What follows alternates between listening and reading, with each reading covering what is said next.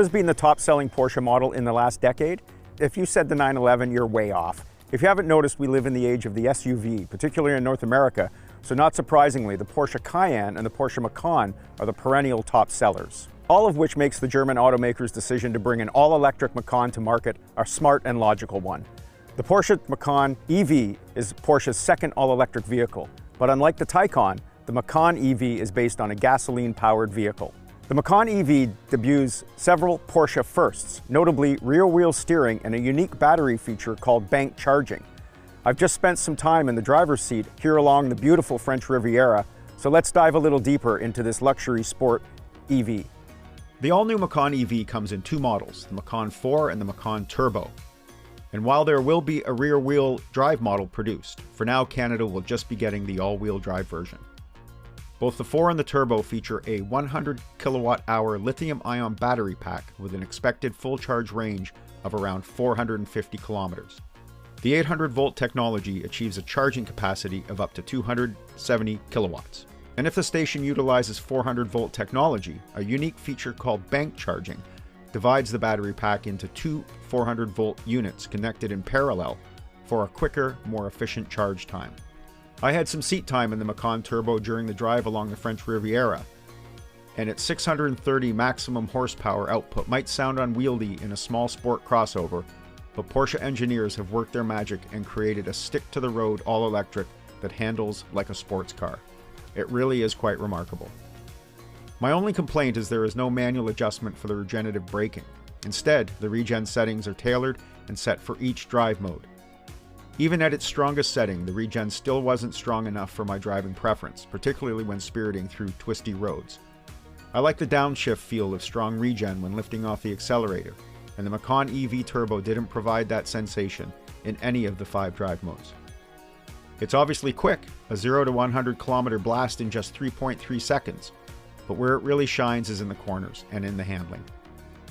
That's due in large part to that rear-wheel steering, which certainly helped in the tight confines of Cannes and Nice. At speeds of up to around 80 kilometers an hour, the rear wheels steer in the opposite direction to the front wheels. And when the Macan EV exceeds 80 kilometers an hour, the rear wheels lock in place with the front wheels. The rear electric motors are positioned to create a slightly rear-focused weight balance, and that weight bias, coupled with the powerful rear motors, provides powerful yet stable acceleration out of the corners. I certainly experienced that on the drive. Likewise, I really felt the improved suspension, which now uses 2-valve shock absorbers over single-valve shocks found in the gas Macan. Inside the Macan EV comes with Porsche's latest generation display that features 3 screens, a freestanding 12.6-inch curved design instrument cluster, and the 10.9-inch central display. And then there's the optional 10.9-inch passenger screen. The cockpit is unmistakably Porsche, with a beefy sports steering wheel, traditional 3-gauge driver display, and well-bolstered sports seats. All of which brings us to pricing. The top-selling gas-powered Macan's appeal, beside the obvious Porsche cachet, was a very competitive price point in the sport luxury crossover segment. The Macan EV ups that price tag considerably. The Macan 4 starts at $134,000, while the Macan Turbo rings in at around $167,000. The Macan EV is expected in Canadian dealerships later this year.